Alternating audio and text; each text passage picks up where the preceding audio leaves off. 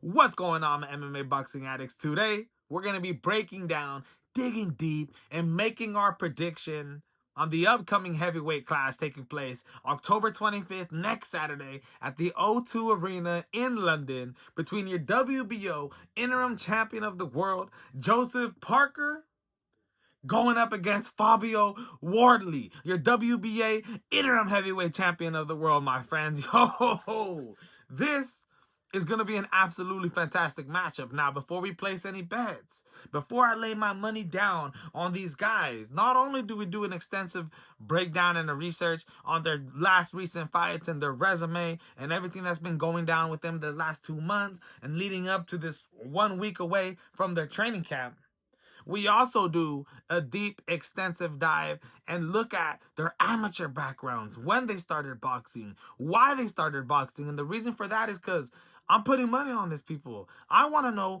every single thing about these guys. So that's why we're here to talk about and make a prediction for Fabio Wardley versus Joseph Parker. Let's get into it, my friends. So first off, I want to talk about Joseph Parker and his amateur background and when he started boxing.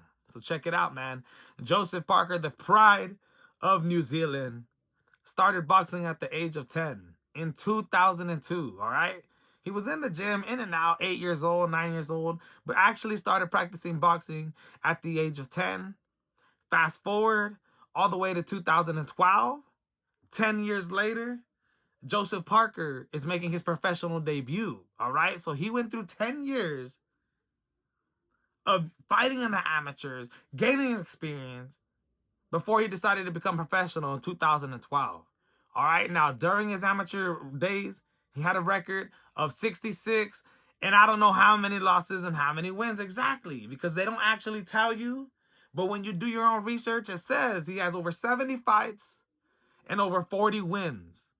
All right. Now, when you look at some of the people that he's fought during his amateur days, he's actually a pretty good amateur standout fighter, my friends. He's the New Zealand amateur champion, a gold China Open champion, my friends. Just several national amateur titles. Fought the likes of Junior Fall twice in the amateurs. Fought the likes of Fraser Clark. Fought the likes of Tony Yoka. Fought the likes of Zali Zhang, Big Bang. Even fought Philip Hrgovic. Yes, man. He's fought all these guys before he even turned professional. A bunch of guys that are at the top level of boxing right now. That's the type of work that Joseph Parker was putting in during his amateur days. He was a pretty highly rated amateur, man, competing with the best in the world. All right. Let's talk about Fabio Wardley's amateur background. All right. Fabio Wardley's a guy that started at the age of 20 and had this many amateur fights. 0. Literally, Fabio Wardley has never had an amateur fight in his life. All right, check it out, man. This is a guy who got into boxing at the age of 20 in 2015. 3 years later, in 2018, Fabio Wardley is making his professional debut. Now, you may ask yourself, how is this guy making his professional debut with no amateur background or nothing? He has 4 white-collar fights. All right, what are white-collar fights? These are fights that are not based in the amateur, rankings or anything that's going down with that. Example of a white-collar fight is basically with people who have little to no experience decide that they want to get into a little amateur fight. So they put on headgear, they put on 16-ounce gloves, they're 2-minute rounds, and the referee does as much as he can to prevent any type of damage. So basically, if somebody's getting rocked, they'll stop it before somebody can even get knocked down, my friends. That's how white-collar fights work, all right? Now, Fabio Wardley started at the age of 20. Before this, he was a salesman. He talks about how he didn't like to go to school, barely graduated high school with a C mentality, didn't really want to go into college after, didn't really have anything like that, wanted to be an entrepreneur. All right, well, when that didn't work out at 20, he walked into the gym. 3 years later, becomes a professional boxer. All right.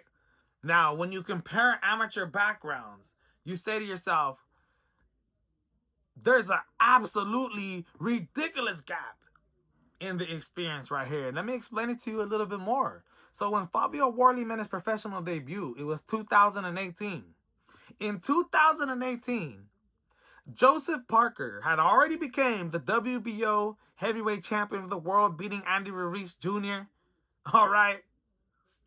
And then in 2018 was when he suffered his first losses ever in his career against Anthony Joshua, right?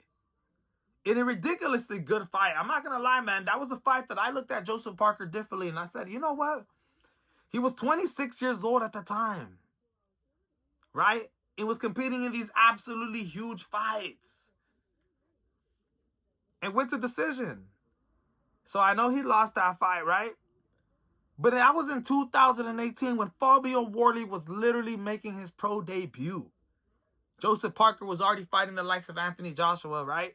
Lost that fight, came back the same year in 2018, lost to Dillian White. Keep in mind, Joseph Parker's record is 36-3.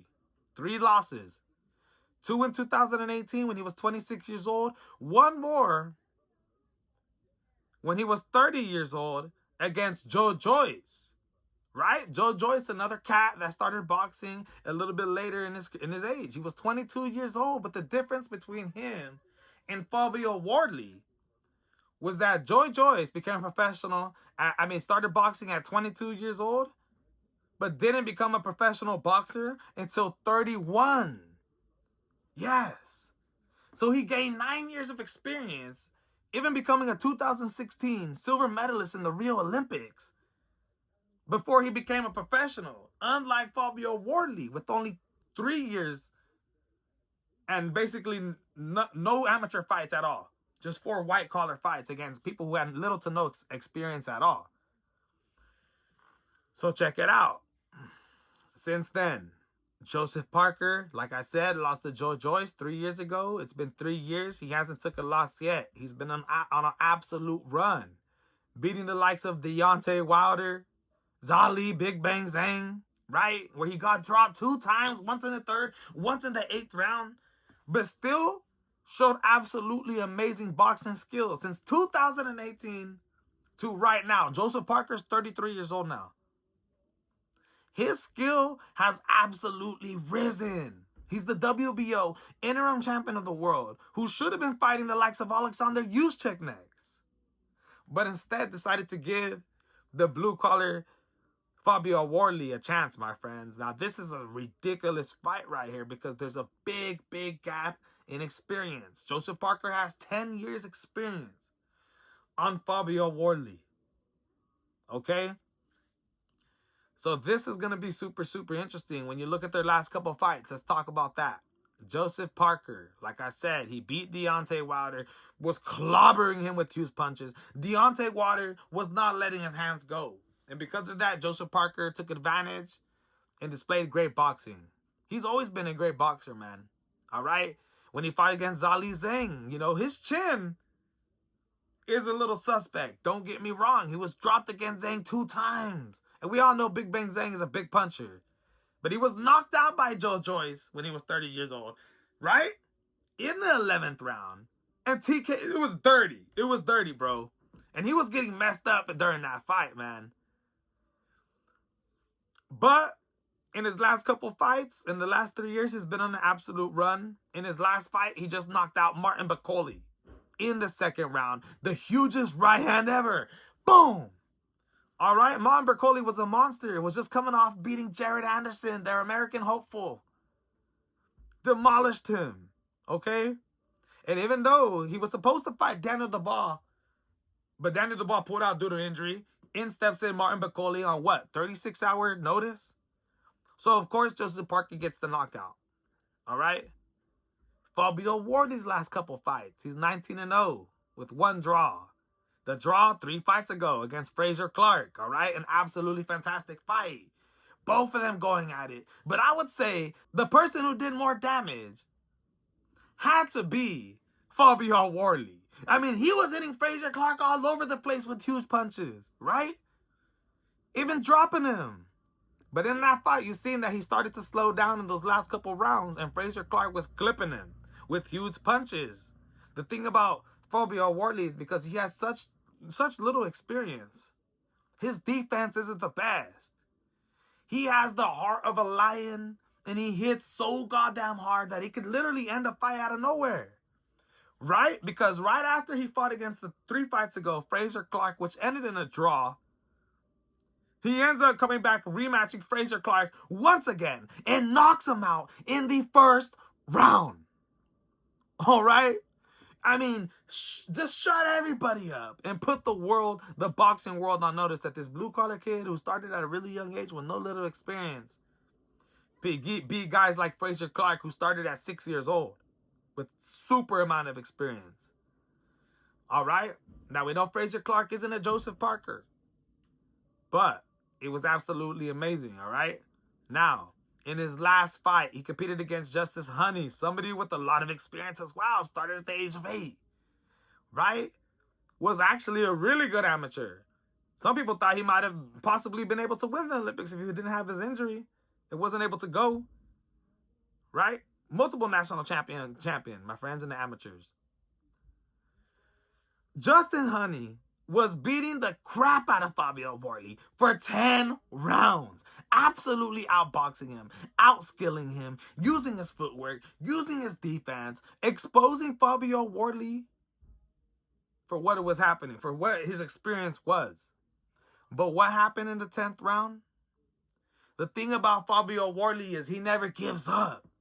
He came back and knocked Justin Honey out, and everybody went crazy. Oh, a ridiculous comeback. If you have not seen that fight, go watch it. He was losing every single round, and when he knocked out Justice Honey in the 10th round, it was a shocker, but he did it. And that's what landed him in the position he's in now, all right? 2018, he became a professional. Fast forward to 2025, he's fighting against Joseph Parker. All right, biggest opportunity of his life. But when we talk about the experience gap and we look at his amateur backgrounds and we think about the position that they're in, who's gonna win this fight? My prediction is that Joseph Parker is gonna beat Fabio Wardley October 25th at the O2 Arena in London. All right, Joseph Parker has proven to us since he's been 26 to 33 that he has gotten so much better. And I've been watching videos of him, keeping up with him these last couple of days. And he says that he is in the best shape and feels the best that he's ever felt in his life. Now, let me tell you, Fabio Wardley is a dog, all right? And even though I think he's going to knock Fabio Wardley out, because we've seen what Justice Honey and all the punches he was able to land on Fabio Wardley with not the best defense. If Joseph Parker is able to catch him and land those type of punches, I believe Fabio Wardley will get knocked out, even though he has an absolutely amazing chin. At the end of the day, anybody could be knocked out. That being said, I picked Joseph Parker to be my winner. But if Fabio Wardley pulls this off, it'll be single-handedly one of the greatest heavyweight victories that we have had in a while, all right? One of the most shocking wins that we have had in a while. And just like that, Joseph Parker loses his bouts, loses his opportunity possibly to fight Alexander Usyk, and Fabio Wardley shut the whole goddamn world up. All right, I'm going to stick with my guns, and I'm going to stick with my experience and pick a logical pick here. And pick Joseph Parker. So if you're going to put him in a parlay or something like that, I agree with it. But if you're a type of person who likes to take risks, who has $50 that you're not afraid to lose, and if you lose it, who cares? And you're only looking to put your money on one goddamn bet that the fight doesn't go the distance, bet that Joseph Parker gets the KO, or lay your money on Fabio Wardley. And hopefully you get lucky, my friends. That's my prediction. We broke it down from the top to the bottom. Let me know in the comments what you guys think. And we're going to be bringing more of these, my friends.